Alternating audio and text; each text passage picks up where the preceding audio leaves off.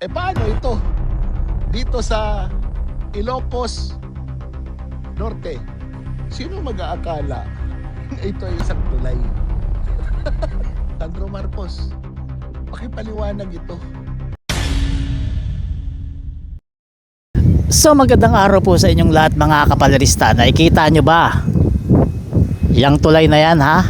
Yan yung tulay na tinayuan ni Tababoy.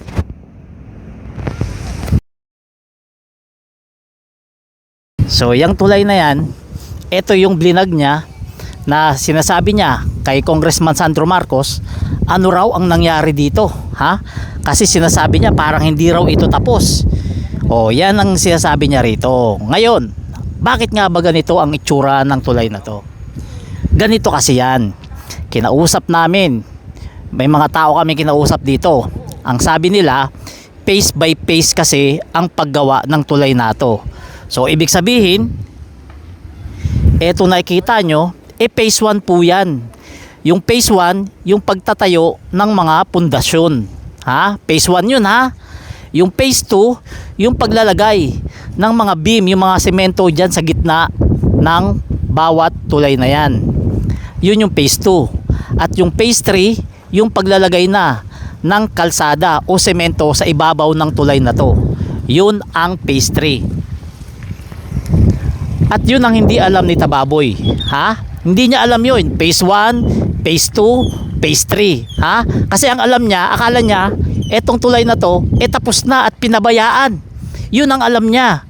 Pero hindi niya alam, phase 1, phase 2, phase 3. At kasalukuyan, etong nakikita nyo yan, tapos na yung phase 1. At phase 2 na ang sunod dyan, maglalagay na sila ng beam o semento sa bawat taas ng tulay ng pundasyon na yan. At phase 3, maglalagay na ng semento doon sa pinakaibabaw ng beam.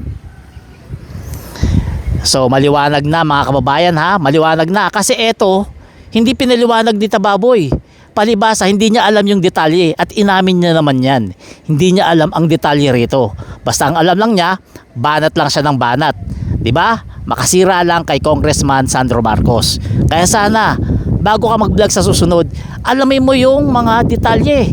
Dumaan ka sa district engineer ng lugar na to para alam mo yung sasabihin mo at hindi ka napapahiya na talagang halatang halata nang uhula ka lang, makasira ka lamang sa mag-ama na Marcos, di ba? So kayo mga kapalarista, itsura pa lang nito, wag kayo magpapabudol ha, di ba? So pag nag-vlog ulit ito sa susunod, pagtawanan nyo na lang kasi itsura nito katawa-tawa naman, di ba? So hanggang dito na lang, please like and share this video. Salamat.